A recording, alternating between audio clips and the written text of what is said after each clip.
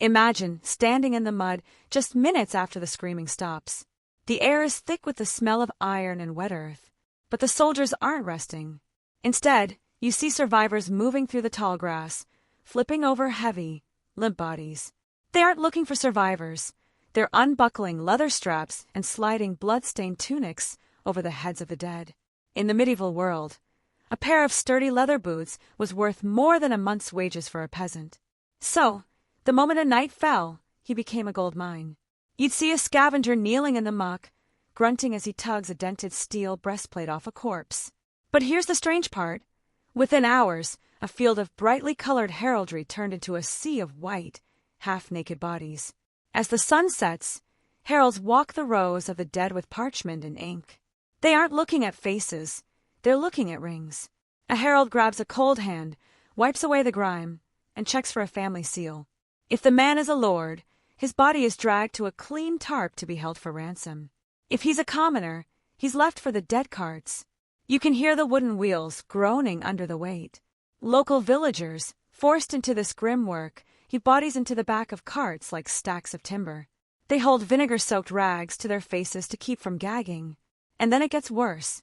If a lord died too far from his family estate, the cooks didn't prepare a meal. They lit massive fires under iron cauldrons. They actually boiled the fallen lord's limbs, scraping away the flesh, so they could pack his clean white bones into a small wooden box for the trip home. Years later, the blood is gone, but the battle remains. A farmer pushes his plow through the same soil and feels a sharp thud.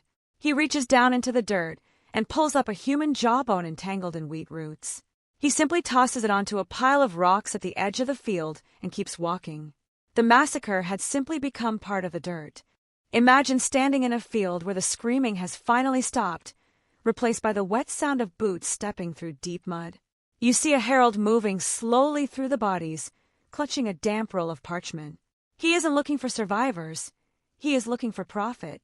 He kneels down, uses a rough cloth to wipe blood from a fallen man's face, and squinting at a gold signet ring on a cold, stiff finger.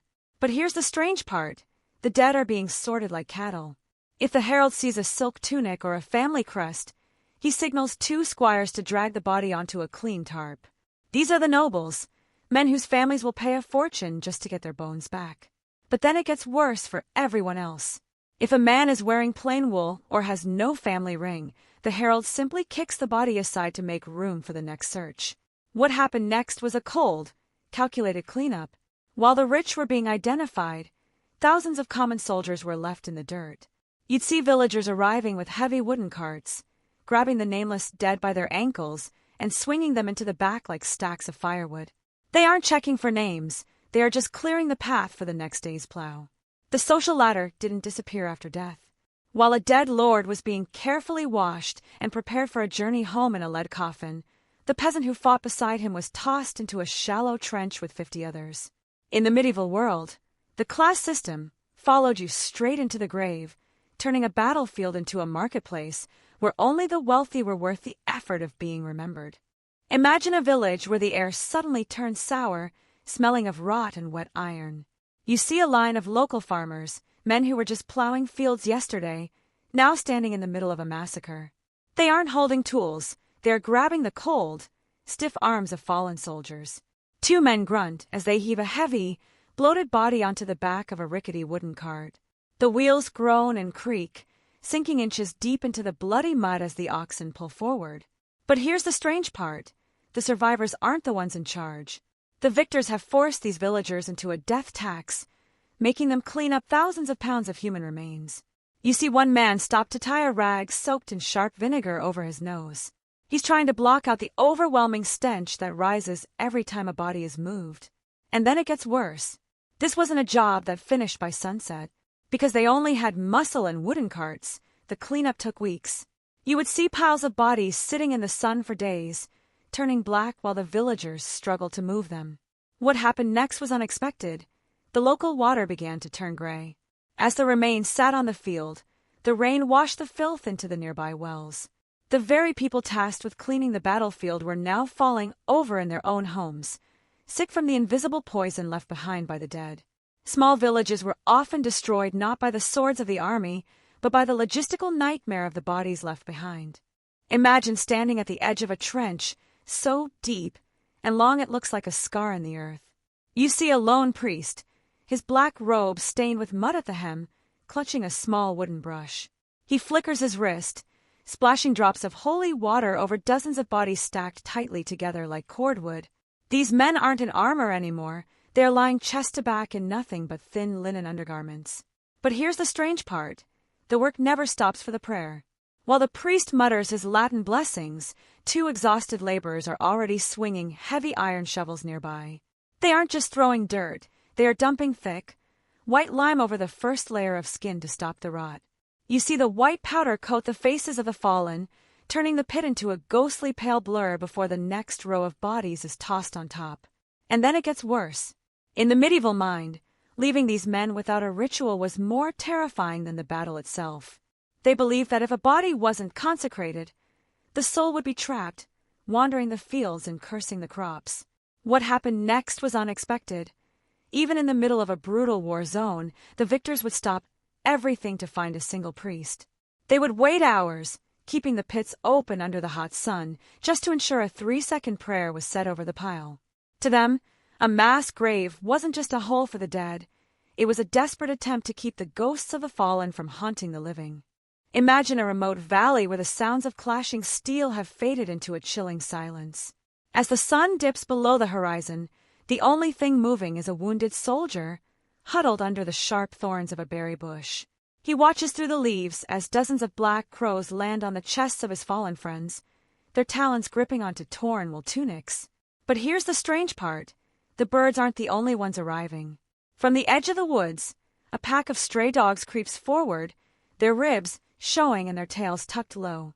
They aren't barking. They're sniffing the air, moving toward the bodies that were left behind during the frantic retreat. You see a large hound latch its teeth onto a leather strap, dragging a corpse several feet across the grass to get a better grip. And then it gets worse. In the quiet of the night, the air is filled with the wet sound of tearing fabric and the distinct, sharp snap of breaking bone. The soldier in the bushes presses his hand over his mouth to keep from crying out as the animals begin their work. What happened next was unexpected. For many medieval families, this was the ultimate fear. It wasn't just dying in battle that terrified them, but the thought of becoming meat before a priest could arrive. If a battle happened in a forest or a distant mountain pass, nature would often finish the cleanup before a single shovel touched the dirt, leaving nothing behind but scattered, chewed bones for the next traveler to find. Imagine walking into a military camp and seeing a row of massive iron cauldrons bubbling over a roaring fire. You might think the servants are preparing a massive feast for the victors, but as you get closer, you see a cook using a long wooden ladle to skim the surface of the water. He isn't removing fat from a stew, he is stirring the dismembered limbs of a fallen nobleman. But here's the strange part. This wasn't an act of disrespect. In the medieval world, shipping a rotting body hundreds of miles back to a family crypt was impossible. To solve this, they used a process called mos titanicus. You would see a servant carefully lifting a boiled bone out of the steam, scraping away the softened tissue with a small knife until the surface was white and clean. And then it gets worse. Once the flesh was removed, the heart and internal organs were often buried right there on the battlefield, but the bones were dried and packed into a small wooden chest. What happened next was unexpected. This chest would then be carried on horseback like ordinary luggage. A knight's family wouldn't receive a coffin. They would be handed a heavy box that rattled as it moved. While the common soldiers were tossed into a muddy pit, the noble's processed skeleton was given a high-speed escort home, ensuring he could finally rest under a stone monument in his own village church. Imagine a quiet morning 10 years after the war, where the only sound is the heavy breathing of an ox. You see a farmer leaning his weight into a large wooden plow, driving the iron blade deep into the rich, dark soil. Suddenly, the plow jerks and hits something hard. He stops, reaches into the dirt, and pulls out a stained human skull with a rusted dagger still lodged in the temple. But here's the strange part. The farmer doesn't scream or run for help. He simply wipes the sweat from his forehead with a dirty sleeve and tosses the skull toward a large pile of bones sitting at the edge of the fence. This is his harvest.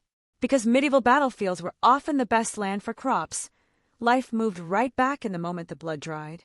You'd see children playing in fields where thousands died, or women planting wheat over the very pits where the dead carts dumped their loads.